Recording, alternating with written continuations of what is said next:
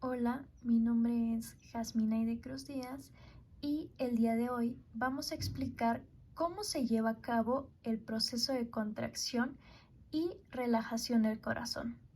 Para comenzar, debemos definir qué es el corazón.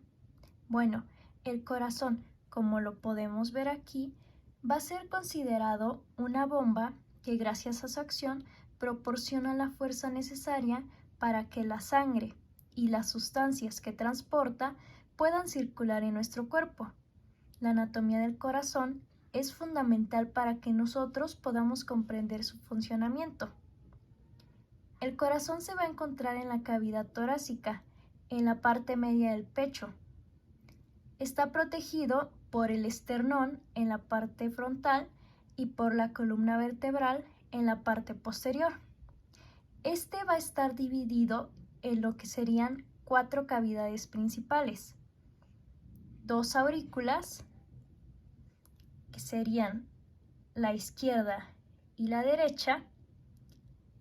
Estas van a recibir sangre de diferentes partes del cuerpo y la van a enviar a las otras 2 cavidades que serían los ventrículos, derecho e izquierdo.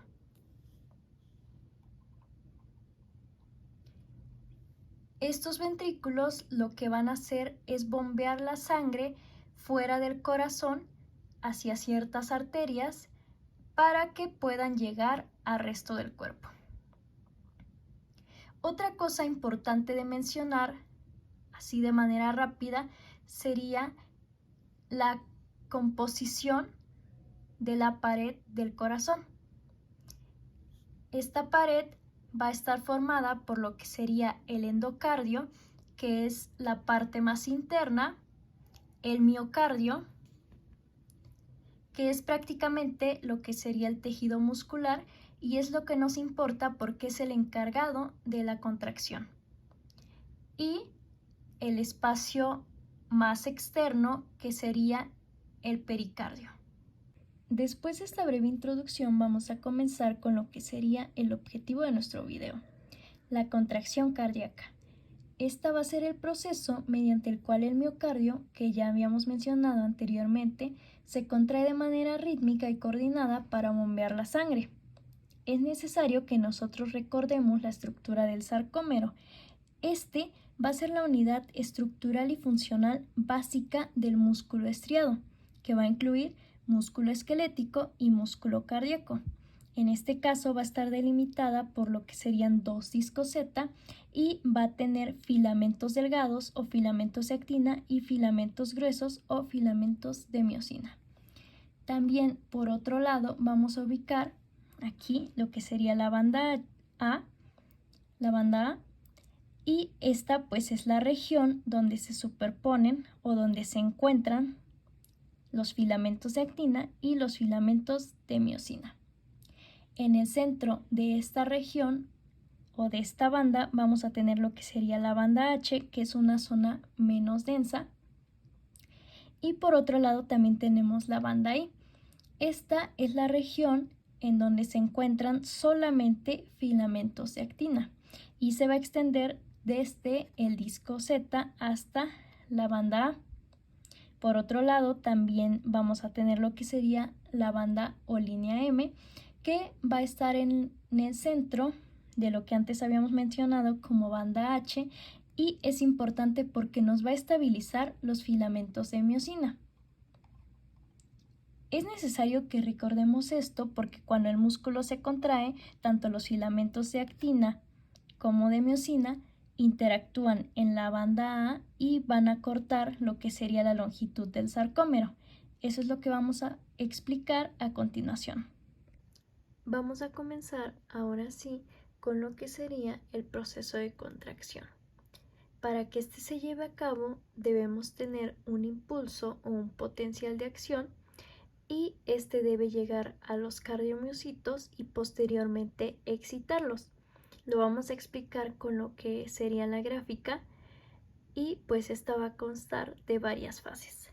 Vamos a tener primeramente una carga o un potencial de membrana negativo y cuando llega este impulso vamos a pasar a lo que sería la fase 0 o fase de despolarización rápida. En esta se va a provocar una apertura de canales rápidos de sodio y pues va a entrar en grandes cantidades a la célula, lo que va a provocar que ésta se despolarice hasta alcanzar aproximadamente una carga de 20 milivoltios. Una vez que la célula la alcanza, pues va a pasar a lo que sería la fase 1 o también llamada fase de repolarización inicial. En esta, la célula va a abrir canales de potasio y va a cerrar lo que serían los canales de sodio. Ahora pasamos a la siguiente fase, que sería la fase 2. Como podemos ver, lo que se está formando en este caso es una meseta.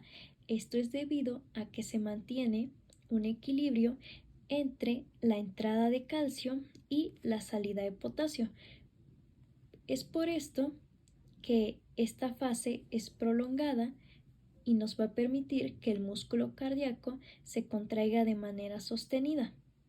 De ahí vamos a pasar a una fase de repolarización rápida o también llamada fase 3.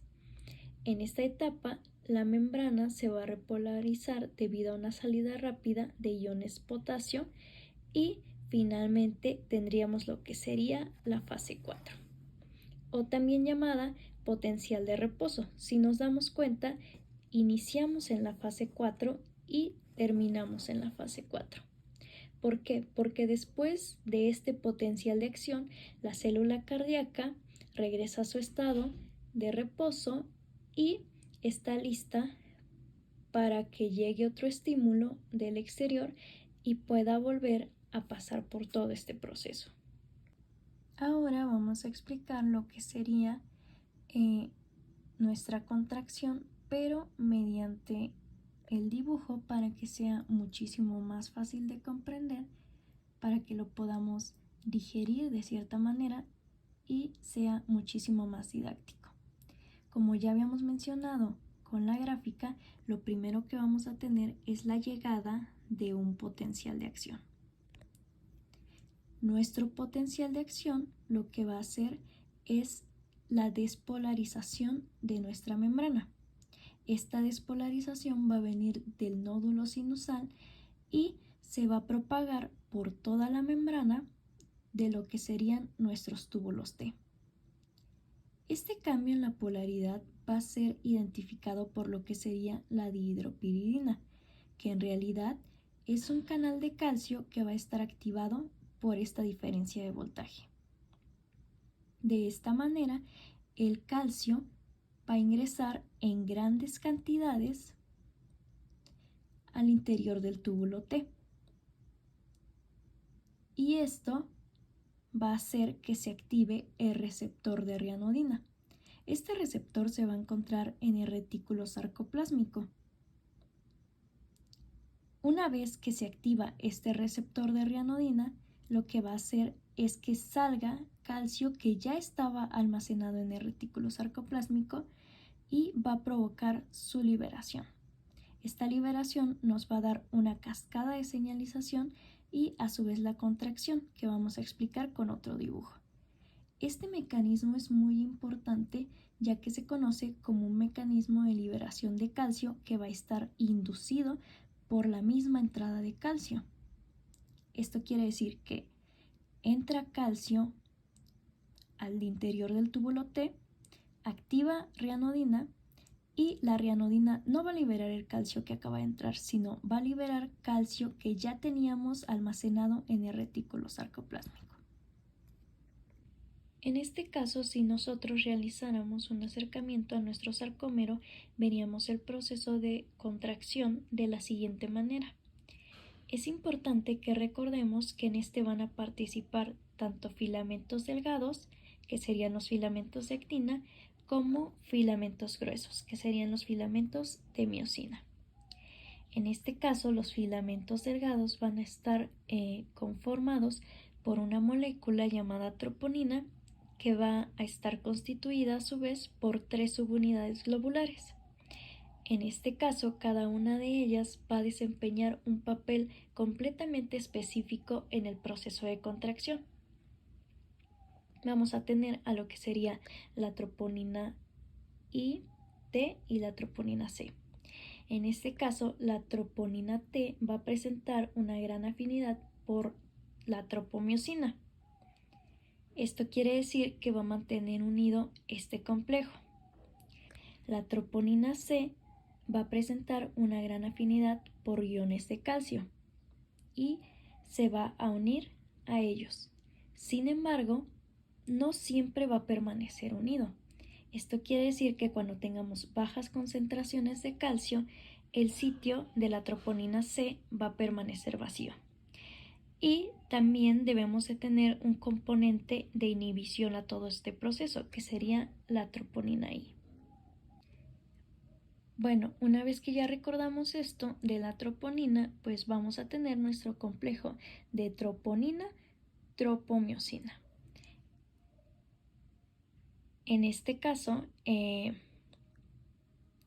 su posición a lo largo de todo este proceso va a ir cambiando para que ocurra la contracción. Primeramente, debemos recordar que cuando se contrae el músculo necesita energía porque se está realizando un trabajo. Entonces, antes de que comience esta contracción, nosotros vamos a tener a la cabeza de miosina unida al ATP. Esta cabeza de miosina va a tener una actividad ATPasa y va a hidrolizar el ATP para dejarnos sus productos que serían ADP y un fosfato. En este estado, si nosotros podemos ver, todavía la cabeza de miosina no se encuentra unida a lo que sería la actina.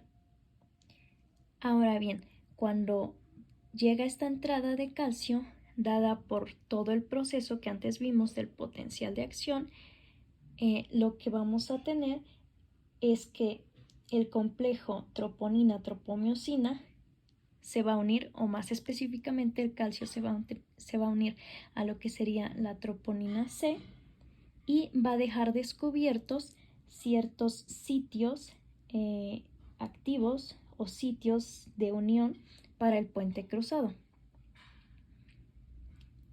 Posteriormente se va a enlazar la cabeza del puente cruzado o la cabeza de miosina al punto activo o el punto que se liberó en el filamento de actina. Esto va a producirnos un cambio conformacional en lo que sería la cabeza y va a hacer que ésta se desplace hacia lo que sería el brazo del puente cruzado y nos va a generar una especie de golpe. Nos va a estar generando un golpe.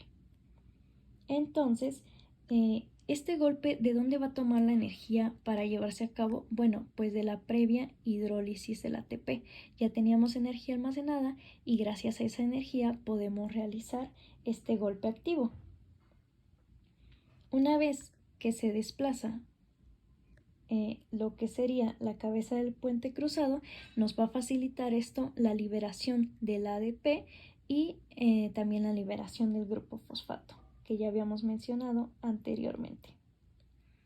Una vez que ya llevamos a cabo esta liberación, lo que vamos a hacer es que esto nos va a dar parte a que se una nuevamente una molécula de ATP y esto hace que se separe la cabeza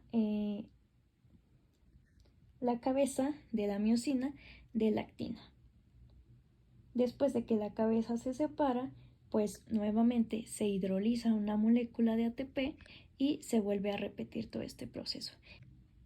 Este proceso se va a seguir llevando a cabo hasta que pues tengamos una disminución de calcio o hasta que se active la troponina I, que nos va a dar como tal la inhibición de estos filamentos de actina y va a evitar la formación del puente cruzado. Finalmente, para terminar, vamos a pasar a lo que sería la relajación del músculo cardíaco. En este caso debemos recordar que si bien la entrada de calcio era un mecanismo que se llevaba a cabo de manera pasiva, la salida de este calcio va a ser un mecanismo que va a requerir o necesitar energía o ATP. Entonces es un mecanismo activo. Vamos a necesitar que después de que este calcio se disocia o se libera de la troponina C, se realice un ascenso. Después de este ascenso podemos tener varias vías o mecanismos mediante los cuales pues vamos a liberar este calcio. Uno puede ser que el calcio ascienda y que se libere del túbulo T mediante una bomba de calcio y sodio que va a permitir la salida de calcio y la entrada de sodio, o igual podría ser que este calcio vuelva a ingresar a retículo sarcoplásmico donde ya se encontraba almacenado, y esto lo va a hacer mediante una bomba de calcio o una ATPasa de este retículo sarcoplásmico, también llamada cerca. Entonces, tenemos el calcio va a ingresar mediante la cerca gracias a la ayuda de ATP y se va a depositar nuevamente en el retículo sarcoplásmico para el siguiente proceso cuando se vuelva a utilizar. Es importante también mencionar que la mitocondria también podría captar una cierta porción del calcio que estuviera acumulada en el citoplasma. Una vez que tenemos toda esta serie de procesos, pues el calcio puede volver a ingresar dependiendo si tenemos otro potencial de acción y se puede repetir nuevamente todo este proceso de contracción y relajación que antes ya habíamos mencionado. Y eso sería todo.